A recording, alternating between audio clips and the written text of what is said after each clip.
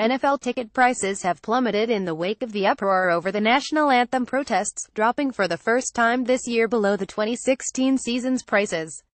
An analysis released Friday by CNBC found that ticket prices during the first 3 games of the 2017 season enjoyed a 2,040% increase over last year, but then skidded in Week 4 and actually dropped by 2% in Week 5. The timing coincides with the uproar following President Trump's criticism of the protests on September 22, which prompted nearly 200 players to sit or take a knee during the national anthem in the September 24-25 games in Week 3. After the president's comments and NFL player reactions, Week 4 saw only a 5% increase, and now we're seeing an outright decline. "So that's a bad direction," said CNBC's Eric Chemi.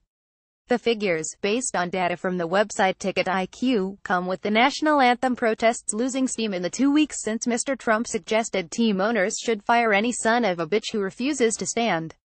None of the players apparently sat or took a knee at the Thursday night game, the first matchup of Week 5, continuing a trend that saw the number of players protesting drop from nearly 200 in Week 3 to about 50 in Week 4. CBS Sports didn't air the Star-Spangled Banner as part of its coverage of the Patriots-Buccaneers game Thursday at Raymond James Stadium in Tampa, prompting some gripes on social media from fans keeping track of the high-profile protest.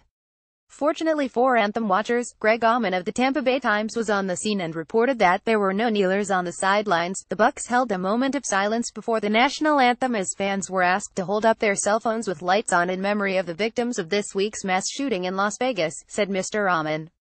The national anthem was sung without incident, with all players from both teams standing, and no players kneeling in protest. CBS did show shots of fans shining lights from their phones in honor of the shooting victims as well as players bowing their heads during the moment of silence.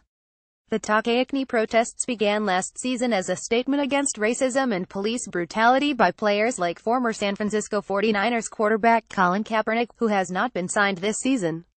The NFL has since taken hits from both sides, with Kaepernick supporters calling for a boycott until he has been hired by a team and protest foes vowing to tune out. A Seton Hall University poll released September 29 found that 29% of fans said they were watching fewer games this season, and of those, 47% blamed the Takaakni protests. Other factors listed by CNBC that could be dragging down ticket prices include game matchups, weather, and underperforming teams.